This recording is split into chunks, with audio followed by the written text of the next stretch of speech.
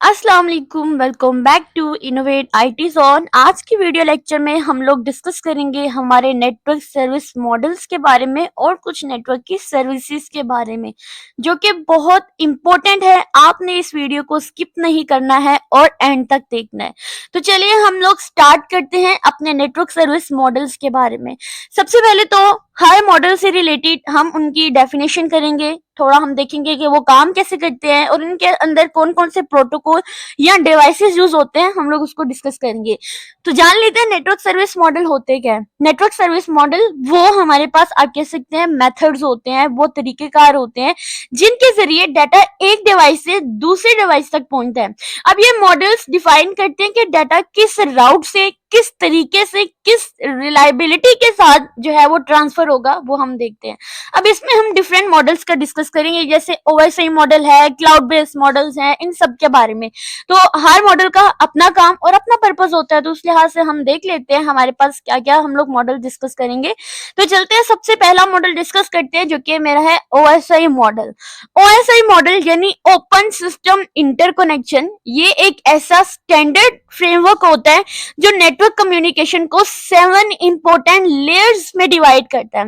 हर layer का एक आप कह सकते हैं बहुत ही स्पेशल काम होता है, और ये लेयर सारी की सारी मिलकर डाटा को सोर्स से डेस्टिनेशन तक पहुंचाती है। एक डाटा को, ठीक है, यानी आप अगर मैं यहाँ पर आपको एक्सप्लेन करूं तो ये मेरा एक सोर्स है, ठीक है, और ये मेरा एक डेस्टिनेशन है।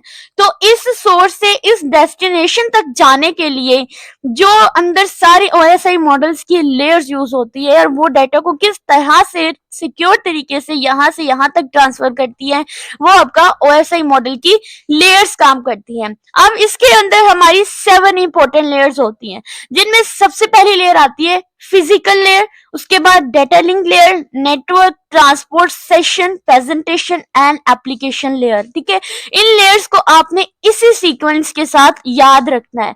तो सबसे पहले हम लोग डिस्कस कर लेते हैं हमारी फिजिकल लेयर के बारे में, जो कि है लेयर नंबर 1। इस layer physical layer OS model की सबसे ज्यादा लोएस्ट नीचे वाली लेयर होती है, जो डाटा को इलेक्ट्रिकल सिग्नल्स, लाइट सिग्नल या रेडियो वेव के फॉर्म में ट्रांसमिट करती है।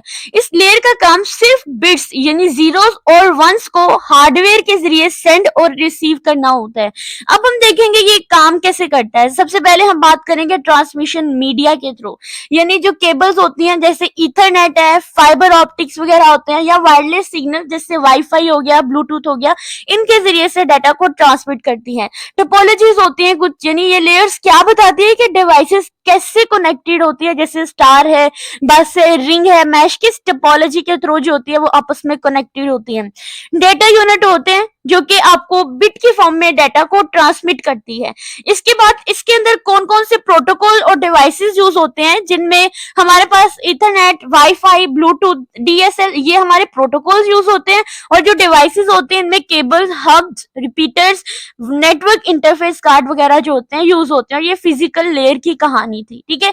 उसके बाद हम सेकेंड लेयर पे चलेंगे, जो कि थी data link layer. Data link layer क्या काम करती है कि जो डाटा होता है उसको फ्रेम्स में कन्वर्ट करती है और एरर डिटेक्शन वगैरह का काम करती है। ये काम कैसे करती है? सबसे पहले फ्रेमिंग का काम करती है, यानी डाटा को फ्रेम्स में डिवाइड करती है, ब्रेक करती है, फिर एरर को डिटेक्ट करती है। साइक्लिंग रिडंडेंसी चेक के जरिए ये एरर को डिटेक्ट करती है, फिर डिवाइसेस को उनके यूनिक मैक एड्रेस के जरिए आइडेंटिफाई करती है कि क्या वाकई में ये डाटा उसी डिवाइसेस से आया है। इसमें जो प्रोटोकॉल यूज होते हैं, इसमें ईथरनेट, पीपीपी यानी point two point protocol, ARP यानी एड्रेस रेजोल्यूशन प्रोटोकॉल, और हमारे जो डिवाइसेस यूज होते हैं इनमें स्विचेस एंड ब्रिज यूज होते हैं। उसके बाद हम अपने थर्ड लेयर की कहानी, जो कि layer number 3 which is the network layer, इसके बारे में डिस्कस करेंगे। नेटवर्क लेयर का काम डाटा पैकेट्स को सोर्स से डेस्टिनेशन तक बेस्ट राउट पर भेजना है। इसलिए जो इस लेयर पर लॉजिकल एड्रेस यानी आईपी एड्रेस होता है, हमारी जो डाटा लिंक लेयर थी इसमें हमारे मैक एड्रेस तक आइडेंटिफाई किया जाता है। जो नेटवर्क लेयर होती है इसमें हम लोग लॉजिकल एड्रेसिंग का यूज करते हैं। उसके बाद ये काम कैसे करती है? एक होते है राउटिंग, यानी डाटा पैकेट्स को बेस्ट पाथ जो है प्रोवाइड करती है, फिर हर डिवाइसेस को उसके यूनिक आईपी एड्रेसेस से देती है, ठीक है, उनको असाइन करती है, फिर डाटा को छोटे छोटे स्मॉल पैकेट्स में तोड़ देती है, तो ये पैकेट स्विचिंग का काम भी करती है। इसके अंदर जो प्रोटोकॉल्स आते हैं इनमें आईपी प्रोटोकॉल, आईसीपीएम यानी जो पिंग कमांड के जरिए हम लोग पता लगाते हैं, एआरपी, ओएसपीएफ और आरआईपी प्रोटोकॉल का यूज करते हैं। और डिवाइसेस कौन से यूज होते हैं इसमें, राउटर यूज करते हैं। उसके बाद हमारे पास फोर्थ लेयर आती है जो कि ट्रांसपोर्ट लेयर होती है।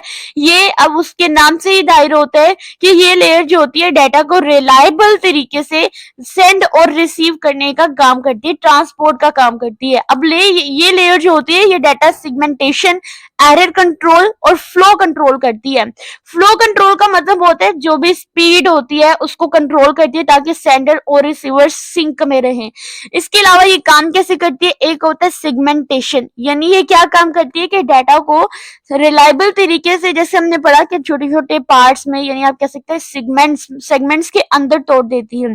फिर हर सेगमेंट के डिलीवरी स्टेटस को ये चेक करती है। फिर जितने भी स्पीड, यानी किस स्पीड से ये काम कर रही है, सेंडर और रिसीवर में क्या सिंक्रोनाइजेशन हो रही है, ये उसको भी कंट्रोल करती है। इसमें जो प्रोटोकॉल हमारे पास यूज होते हैं, एक हमारा ट्रांसमिशन कंट्रोल प्रोटोकॉल जो कि रिलायबल एरर चेक कम्युनिकेशन जैसे वेब ब्राउजिंग वगैरह का काम करते हैं। इसके अलावा हमारी यूडीपी यानी यूजर डायग्राम प्रोटोकॉल, जिसमें हम लोग फास्ट, क्योंकि हमने बात की फ्लो कंट्रोल इसमें होता है जो स्पीड कंट्रोल को मैनेज करती है, तो स्पीड की अगर हम बात करते हैं तो हमारा यूडीपी प्रोटोकॉल जो होता है वो सबसे ज्यादा फास्ट होता है, इसमें एरर भी चेक नहीं होता है। उसके बाद हम बात करेंगे हमारी फिफ्थ लेयर जो कि हमारी सेशन लेयर होती है।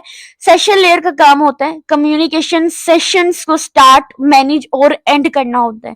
जब आप किसी वेबसाइट पर लॉगिन करते हैं तो ये लेयर एक सेशन को मैनेज करती है कि जितनी देर तक आप लॉगिन सेशन में है ये सेशन उस टाइम तक काम करेगा, उसके बाद ये सेशन खत्म हो जाएगा। ठीक है, इसके अंदर ये काम कैसे करता है, सबसे पहले सेशन एस्टैब्लिश करता है, यानी सेंडर और रिसीवर के बीच में वो एक कनेक्शन बनाता है। फिर सेशन को मेंटेन करता है, कनेक्शन को एक्टिव रखता है जब तक डाटा ट्रांसफर हो रहा है। सेशन टर्मिनेशन यानी जब काम खत्म होने पर कनेक्शन को ये बंद कर देता है। जैसे आप लॉगिन कर रहे हैं और मैं अगर सेंडर हूं और वो रिसीवर है, मैंने उसके अंदर अपना यूजर नेम, ईमेल, पासवर्ड डाला है, तो जब तक मैं ये काम कर रही हूँ मेरे और वो लॉगिन पेज के दरमियान में एक कम्युनिकेशन चल रही है। ठीक है, जब तक मैंने सक्सेसफुली लॉगिन नहीं हो जाना तब तक मेरा सेशन चलता रहना है, और एक टाइम के बाद क्या होगा, वो सेशन टर्मिनेट हो जाएगा जब मैं उस पर सबमिट बटन पे क्लिक कर दूंगी कि मेरा कंप्लीटली ट्रांसफर डाटा हो चुका है, सक्सेसफुली मैं उसके अंदर लॉगिन हो चुकी हूँ। इसके अंदर जो प्रोटोकॉल यूज होते हैं, एक नेट बायोस यूज होता है, ठीक है, जो कि नेटवर्क की बेसिक इनपुट आउटपुट सिस्टम को कंट्रोल करता है। और फिर इसके अंदर आरपीसी यानी रिमोट प्रोसीजर कॉल जो होती है वो यूज होती है। उसके बाद हमारे पास 6 लेयर आती है जो कि हमारी प्रेजेंटेशन लेयर होती है। अब जो प्रेजेंटेशन लेयर होती है इसका काम होता है डाटा को रीडेबल फॉर्म में कन्वर्ट करना। इस लेयर पर डाटा इंक्रिप्शन, डिक्रिप्शन, कंप्रेशन और ट्रांसलेशन होती है। डाटा फॉर्मेटिंग यानी इसका काम कैसे करता है कि डाटा को एक स्टैंडर्ड फॉर्मेट में कन्वर्ट करता है, जैसे जेपीजी है, एमपी3 है, जिसमें भी आप कन्वर्ट करना चाहते हैं। इंक्रिप्शन एंड डिक्रिप्शन, सबसे पहले तो ये डाटा को इंक्रिप्ट करता है, सिक्योर रखता है, और फिर जब आप उसको देखना चाहते हैं, जैसे अगर मैंने इमेज है एक वो बनाई है और उसको मैंने किसी भी फॉर्मेट में स्टोर करा दिया है, जब मैं उस इमेज के ऊपर क्लिक करती हूँ तो मैं उसको देखना चाहती हूँ तो वो इनक्रिप्ट हुई इमेज मेरे सामने डिक्रिप्ट हो जाती है। ठीक है, और फिर जब वो डिक्रिप्ट होती है तो उसके पीछे जो हमारे प्रोटोकॉल यूज होता है वो हमारे टीएलएस या एसएसएल जो होते हैं वो प्रोटोकॉल यूज किए जाते हैं। फिर डाटा कंप्रेशन होता है, यानी फाइल को कंप्रेस करती है ताकि ट्रांसफर फास्ट हो। आप जिप फाइल की ही एग्जाम्पल ले सकते हैं। अगर आपको बहुत ज्यादा फाइल्स एक ही बार में सेंड करनी है तो आप क्या करें, उसको कंप्रेस कर दे, यानी उसको आप जिप फॉर्मेट के अंदर कन्वर्ट कर दे, जिप फाइल के अंदर, फिर आप उसको जहां सेंड करेंगे वो इजीली सेंड हो जाएगी। ठीक है, एक ही बार में सेंड हो जाएगी। इसके अंदर जो हमारे प्रोटोकॉल यूज होते हैं, एक एसएसएल है, ठीक है, टीएलएस है, और हमारा जो है मल्टीमीडिया फॉर्मेट यानी जेपीजी या गिफ वगैरह जिसमें भी आप चाहे उसमें कर सकते हैं। उसके बाद हमारे पास हमारी 7th लेयर आती है जो कि एप्लीकेशन लेयर होती है। ठीक है, एप्लीकेशन लेयर क्या करती है, यूजर और जो नेटवर्क होता है उनके दरमियान में डायरेक्टली इंटरेक्शन करती है। जब एप्स हम यूज करते हैं जैसे ईमेल है, ब्राउजिंग है, चैट है, तो वो इस लेयर पे काम करती है, हमारी एप्लीकेशन लेयर। ये काम कैसे करती है? ये रिसोर्सेज को शेयरिंग का काम करती है, ईमेल सर्विसेज का काम करती है, ईमेल को सेंड और रिसीव करने का काम करती है, वेब ब्राउजिंग का काम करती है, HTTP के जरिए आप वेब पेजेस को लोड करती है। उसके बाद इसके अंदर प्रोटोकॉल कौन से यूज हुए? HTTP, FTP और SMTP जो प्रोटोकॉल होते हैं वो यूज होते हैं। तो ये हमारे पास हमारी OS मॉडल था, OSI मॉडल। होप सो आप लोगों को समझ आई होगी इन हायर लेयर्स के बारे में। उसके बाद हमारी नेटवर्क की कुछ सर्विसेज आती है जिनमें मैंने जो नेटवर्क डाटा को जो है जो डिवाइसेस होती है वो डाटा को ट्रांसफर करने के लिए जो काम करती है नेटवर्क सर्विसेज के अंदर, वो दो तरह से काम करती है। एक होती है कनेक्शन ओरिएंटेड सर्विस और एक होती है कनेक्शन लेन। अगर हम सबसे पहले देख लेते हैं हमारी कनेक्शन ओरिएंटेड सर्विसेज के बारे में, तो हमारी जो कनेक्शन ओरिएंटेड सर्विसेज होती क्या है इसको देख लेते हैं। वो सर्विस होती है जिसमें डाटा ट्रांसफर से पहले सेंडर और रिसीवर के कनेक्शन को इस्टेब्लिश करता है। ठीक है, जैसे मैं ऑनलाइन हुई हूँ, मेरी फ्रेंड ऑनलाइन हुई है, हम दोनों ऑनलाइन हो गए, चलो आप डाटा सेंड कर दो एक दूसरे को। ठीक है, इस तरह से हमारा जो है कनेक्शन ओरिएंटेड, यानी पहले कनेक्शन बनाओ फिर ही डाटा ट्रांसफर करो। और जब तक यानी फिर डाटा ट्रांसफर होता है कनेक्शन होने के बाद, और फिर काम खत्म होने पर कनेक्शन टर्मिनेट हो जाता है। जैसे फॉर एग्जांपल टेलीफोन कॉल की बात कर लेते हैं। अगर मैंने अपने किसी फ्रेंड को कॉल करनी है तो सबसे पहले पहली कॉल मैंने लगाई और मैं उसके साथ कनेक्शन बना रही हूँ। कनेक्शन कब बनेगा? जब तक वो कॉल को पिक नहीं करेगी। जैसे उसने कॉल को पिक की, हम दोनों के दरमियान में कनेक्शन बन गया। फिर हम लोगों ने क्या किया? अपना डाटा सेंड करना शुरू कर दिया, हमने बोलना शुरू कर दिया, हमने एक दूसरे को बात बताना शुरू कर दी, और फिर एक टाइम आएगा कॉल बंद कर दी तो मतलब टर्मिनेशन होगी। ये तीन तरह से डाटा जो है वो काम करता है। कैसे? सबसे पहले कनेक्शन को स्टैब्लिश किया जाता है, फिर डाटा जो है ट्रांसफर किया जाता है, फिर कनेक्शन को टर्मिनेट किया जाता है। अगर आपको सिंपल एक छोटी सी डायग्रामेटिक वे में समझाऊं तो ये फोन है, ठीक है, और एक ये फोन है। तो क्या हुआ कि ये मैं हूँ, ये मेरी फ्रेंड है, हम दोनों के दरमियान में सबसे पहले डाटा का हमने कनेक्शन बनाया। मैं कॉल कर रही हूँ, जब तक उसने कॉल पिक नहीं करनी अभी कनेक्शन नहीं बना। ठीक है, तो उसने कॉल पिक की, कनेक्शन बन गया, अब हम लोग बोल रहे हैं। ठीक है, डाटा ट्रांसफर कर रहे हैं, उसको सेंड कर, मैं उसको, वो बोल रही है, मैं बोल रही हूँ, डाटा ट्रांसफर हो रहा है। फिर जब इसने कॉल बंद कर दी, मैंने कॉल बंद कर दी, तो इट्स मीन हमारे जो कनेक्शन है वो टर्मिनेट हो गया यहाँ पर इस पॉइंट पर आकर। ठीक है, उसके बाद हम बात करेंगे इसके अंदर कौन कौन से प्रोटोकॉल यूज होते हैं। इसमें हमारा TCP यूज होता है, FTP होता है और SMTP यूज होता है। इसके फीचर्स की बात करते हैं तो इसमें हमारे पास डाटा को हम ऑर्डर मेंटेन होता है, यानी कोई डाटा लॉस नहीं होता है।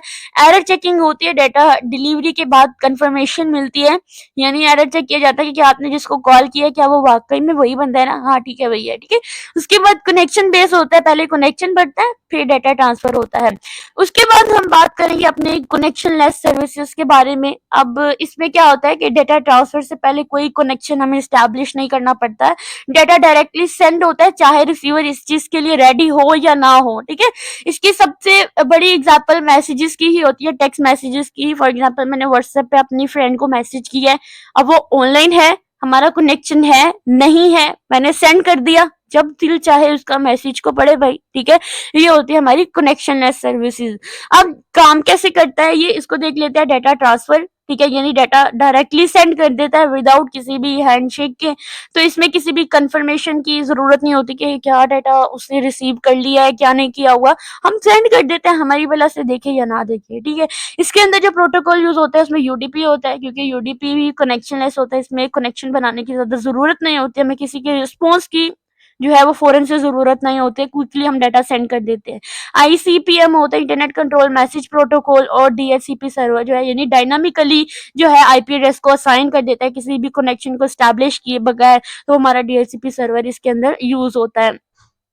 अब इसके फीचर क्या होते हैं? एक तो ये फास्ट होता है, एक लो ओवरहेड होता है, best for the live streaming के लिए भी ये बेस्ट होता है। ठीक है, उसके बाद हमारे पास इसमें और सर्विसेज आ जाती है जिसमें हमारी रिलायबल और जो हमारी अनरिलायबल जो होती है उसको हम लोग डिस्कस करेंगे। रिलायबल के बारे में अगर मैं आपको बता दूँ एज़ इट इज़, तो हमारा जो रिलायबल सर्विसेज़ क्या होती है? रिलायबल का मतलब होता है यकीनी बनाना, इंश्योर करना, किसी चीज़ की इंश्योर करना कि आपका डाटा को सेव और ऑर्डर डिलीवरी का, यानी आपने जिस तरतीब के साथ डाटा सेंड किया, जिस ऑर्डर के साथ आपने डाटा डिलीवर किया, आपको पूरा यकीन होना चाहिए कि वो बिल्कुल रिलायबल तरीके से डाटा ट्रांसफर हुआ है। अगर कोई डाटा लॉस हो जाता है या गलत डिलीवर हो जाता है तो उसको हम लोग रीसेंड करते हैं, तो ये रिलायबल सर्विस होती है, ठीक है, हमारे नेटवर्क सर्विसेज की ये एक इम्पोर्टेंट सर्विस है रिलायबल सर्विसेज, ठीक है। उसके अलावा ये काम कैसे करती है? 3 इम्पोर्टेंट वे से काम करती है, इसके फीचर्स होते हैं। एक होता है एक्नॉलेजमेंट, यानी रिसीवर ने अपना जो मैसेज है, डाटा है, उसको रिसीव किया है या नहीं, इसकी एक्नॉलेजमेंट करती है। एरर चेक करती है कि कहीं कोई डाटा करप्ट तो नहीं हुआ है। फिर सीक्वेंस, यानी जिस सीक्वेंस के साथ आपने डाटा भेजा क्या वो करेक्ट सीक्वेंस में ही डाटा रिसीव हुआ है। इसके अंदर भी हमारे टीसीपी, एफटीपी और एसएमटीपी जैसे प्रोटोकॉल जो होते हैं वो हम यूज करते हैं। उसके बाद हमारे पास आता है अनरिलायबल सर्विसेज। अनरिलायबल सर्विसेज में क्या होता है कि डाटा जो है वो डायरेक्टली सेंड होता है विदाउट किसी भी एक्नॉलेजमेंट के। अब बात कर सकते हैं कनेक्शन और कनेक्शन ओरिएंटेड, कनेक्शनलेस में जो हमने पढ़ा सर्विसेज में, वही हम रिलायबल और अनरिलायबल का थोड़ा उसी तरह से ही ये दोनों भी काम कर रहे होते हैं। इसमें भी हमें किसी एक्नॉलेजमेंट की जरूरत नहीं होती, किसी भी एरर रिकवरी की जरूरत नहीं होती है, फास्ट ट्रांसमिशन होती है। इसके अलावा हमारे पास एक और मॉडल, हमने सर्विसेज पढ़ी, अब हम बात करेंगे क्लाउड सर्विस मॉडल्स के बारे में। एक हमने ओएसआई मॉडल पढ़ा, अब हम बात करेंगे हमारे क्लाउड सर्विसेज मॉडल के बारे में, ये भी बड़ा इंपॉर्टेंट है। आपने क्लाउड कंप्यूटिंग के बारे में तो सुना होगा ना। क्लाउड कंप्यूटिंग यानी एक ऐसी टेक्नोलॉजी होती है जो आपको इंटरनेट के जरिए कंप्यूटिंग सर्विसेज मिलती रहती है उससे, जैसे सर्वर्स है, स्टोरेज है, डेटाबेस है, नेटवर्किंग है, सॉफ्टवेयर होते हैं, विदाउट किसी भी फिजिकल सेटअप के जो आपको सर्विसेज मिल रही होती है, स्टोरेज मिल रही होती है, वो आपकी क्लाउड कंप्यूटिंग होती है। इस टेक्नोलॉजी को हम लोग क्लाउड कंप्यूटिंग कहते हैं। अब ये जो क्लाउड कंप्यूटिंग होती है ना, ये आपकी 3 इम्पोर्टेंट मेन मॉडल्स में डिवाइड होती है। एक होती है हमारी IaaS, ठीक है, एक होती है हमारी PaaS और एक होती है हमारी SaaS, जिसको हम सास भी कह सकते हैं। IaaS की बात करें जो कि हमारी इंफ्रास्ट्रक्चर एज अ सर्विसेज, इसमें क्या होता है, ये वो सर्विस होती है जिसमें आपको पूरा आईटी इंफ्रास्ट्रक्चर जैसे सर्वर्स है, स्टोरेज है, नेटवर्किंग है और वर्चुअल मशीन जो इंटरनेट पे दिए जाते हैं आपको वो अवेलेबल होती है। आपका हार्डवेयर आपको खरीदने की कोई जरूरत नहीं होती, बस आप रेंट पर, क्लाउड पर ये सब काम कर सकते हैं। ये काम कैसे करता है? सबसे पहले तो आपको वर्चुअली सर्विसेज मिलती हैं जिसमें आप अपनी मर्जी के ऑपरेटिंग सिस्टम और सॉफ्टवेयर को इंस्टॉल कर सकते हैं। आपको हार्डवेयर मेंटेन करने की टेंशन ही नहीं होती है, सब कुछ क्लाउड प्रोवाइडेड हैंडल ही कर रहा होता है। उसके बाद आप अपनी जरूरत के मुताबिक रैम, स्टोरेज, प्रोसेसिंग पावर को इंक्रीज या डिक्रीज जो है वो आप कर सकते हैं, ठीक है। इसके एग्जाम्पल में सबसे कॉमन जो आती है वो आपकी अमेजोन की एग्जाम्पल ले ले, ठीक है, अमेजोन जो वेब सर्विसेज थी उसकी एग्जाम्पल ले ले, गूगल कंप्यूट इंजन की ले ले, माइक्रोसॉफ्ट ऑजर की एग्जाम्पल ले सकते हैं। इसके कुछ फीचर्स हैं जिनमें हमारे पास स्केलेबिलिटी आ जाता है, ठीक है, कॉस्ट इफेक्टिव होता है, फ्लेक्सिबिलिटी होती है, पे एज यू गो, इसका मतलब होता है सिर्फ जितनी सर्विसेज वो यूज करे उतने ही आप इसके लिए पैसे दें। उसके बाद हमारे पास सेकेंड सर्विसेज आती है हमारी क्लाउड कंप्यूटिंग की, जिसमें आता है पास, ठीक है, यानी प्लेटफॉर्म एज अ सर्विसेज। अब पास वो सर्विस होती है जिसमें आपको सॉफ्टवेयर बनाने का पूरा प्लेटफॉर्म मिलता है। इसमें आप operating system, development tool, database सब कुछ रेडी यानी रेडीमेड मिलती हैं, आप इसका यूज करें, ठीक है, और ताकि आप सिर्फ अपनी एप्लीकेशन पर फोकस करें विदाउट किसी भी इंफ्रास्ट्रक्चर मैनेज किए। आपको कंप्लीट डेवलपमेंट ये काम कैसे करता है, आपको ये देखना है कि आपको ये कंप्लीट डेवलपमेंट एनवायरनमेंट जो होता है वो प्रोवाइड करता है। आप अपनी कोडिंग करते हैं और डिप्लॉय करते हैं विदाउट किसी भी हार्डवेयर या सर्विस मेंटेन किए। आपको डेटाबेस, स्टोरेज और जो नेटवर्किंग होती है उसका सेटअप ऑलरेडी इस पे रेडीमेड ही मिला हुआ था, यानी प्री कॉन्फ़िगर्ड होता है। इसमें एग्जांपल ले ले, गूगल ऐप इंजन की एग्जांपल ले ले, ठीक है, माइक्रोसॉफ्ट ऑजर ऐप सर्विसेज की ले ले, हिरोको की ले ले। इसके फीचर्स में क्या है कि ये फास्टर डेवलपमेंट होता है, यानी जल्दी और बहुत ही आसान तरीके से एप्स बनाई जा सकती हैं। नो इंफ्रास्ट्रक्चर मैनेजमेंट होता है। कोलैबोरेशन जो होती है इसके अंदर, यानी मल्टीपल डेवलपर्स होते हैं, एक प्रोजेक्ट पर मिलकर भी काम कर सकते हैं। प्री बिल्ड टूल भी इसके अंदर अवेलेबल होते हैं। इसके बाद हम अपने थर्ड जो सर्विसेज है हमारी क्लाउड कंप्यूटिंग की, जिसमें आती है सास यानी सॉफ्टवेयर एज सर्विसेज। आपने इसको वो वाली सास नहीं समझ लेना, ये हमारी क्लाउड कंप्यूटिंग की एक सर्विसेज होती है, ठीक है, आईओएस मॉडल की। SaaS sorry sir software as a services वो सर्विस होती है जिसमें आपको सॉफ्टवेयर रेडी टू यूज मिलता है। सास भी तो आपको रेडी टू अल्लाह माफ करे, ठीक है, यानी ऐसे सॉफ्टवेयर होते हैं जिसमें आपको ये सॉफ्टवेयर रेडी टू यूज मिलते हैं, आपको कोई भी इंस्टॉलेशन या मेंटेनेंस की जरूरत नहीं होती है, बस ये इंटरनेट ब्राउजर या ऐप के जरिए सर्विसेज का यूज करते हैं। काम कैसे करते हैं? आपको पहली बात है कोई भी सॉफ्टवेयर को इंस्टॉल करने की जरूरत ही नहीं होती है, हर चीज क्लाउड पर होस्ट होती है, ठीक है, आप सब्सक्रिप्शन बेसिस पर ही सिर्फ मंथली या ईयरली चार्जेस देते हैं, ऑटोमेटिक अपडेट्स और सिक्योरिटी पैचेस प्रोवाइडर खुद ही हैंडल कर रहा होता है, जिसने आपको ये सारी फैसिलिटी प्रोवाइड करनी होती है, ठीक है। उसके बाद एग्जांपल ऑफ सास यानी सॉफ्टवेयर एज ए सर्विसेज के एग्जांपल ले लें, इसमें आपका जीमेल है, आपका गूगल ड्राइव है, आपका जूम है, आपका कैनवा है, ठीक है। इसके फीचर की बात करें, ये वही बात कि आपको इंस्टॉलेशन की जरूरत नहीं होती है, ऑटोमेटिकली अपडेट्स होती हैं, एक्सेसिबल एनीवेयर या कहीं पे भी आप इसको एक्सेस कर सकते हैं, कहीं भी किसी भी लोकेशन पे, यूजेबल लोकेशन पे। आप सब्सक्रिप्शन मॉडल जो होते हैं इस पे, यानी आपको सिर्फ ईयरली जो है वो चार्जेस देने पड़ते हैं, फिर आप इसको फ्री आप जो है वो बहुत ही ध्यान से इसका यूज करें। ये हमारे पास इंपॉर्टेंट सर्विसेज नेटवर्क मॉडल से एनी हाउ और भी बहुत ज्यादा है, ठीक है, जिसमें क्वालिटी ऑफ सर्विसेज आ जाते हैं और भी बहुत सारे होते हैं, जिसमें सर्किट स्विचेस क्या होती है, नेटवर्क क्या होती है, पैकेट स्विचेस क्या होती है। अगर इनके बारे में आपको जानना है तो इसके लिए आपको मेरे व्हाट्सएप चैनल को, जिसका जो लिंक है वो मेरे यूट्यूब की बायो में है, वो आपको मिल जाएगा। वहां पर हम जब इसकी रिवीजन करेंगे तो वहां पे हम इन चीजों को डिस्कस करेंगे इन वॉइस मैसेज, तो आपको वो ज्यादा अच्छे से समझ आ जाएगी, ठीक है। वीडियो ज्यादा लंबी हो रही है तो इसलिए हम वीडियो को करते हैं अभी के लिए एंड, और फिर हम मिलते हैं नेक्स्ट वीडियो के अंदर अपने नेक्स्ट टॉपिक के साथ, जो कि हमारे पास है हमारी transport layer security, then network layer security. सारी अब हमारे पास सिक्योरिटी आ जाती है, कैसे कब कैसे किस तरह से हम कर सकते हैं, इसको हम जानेंगे अपनी नेक्स्ट वीडियो के अंदर। वीडियो अच्छी लगी हो वीडियो को लाइक करें, चैनल को सब्सक्राइब जरूर करते जाए, फेलोज के साथ भी शेयर करें, उनके भी एग्जाम चल रहे हैं। Thank you.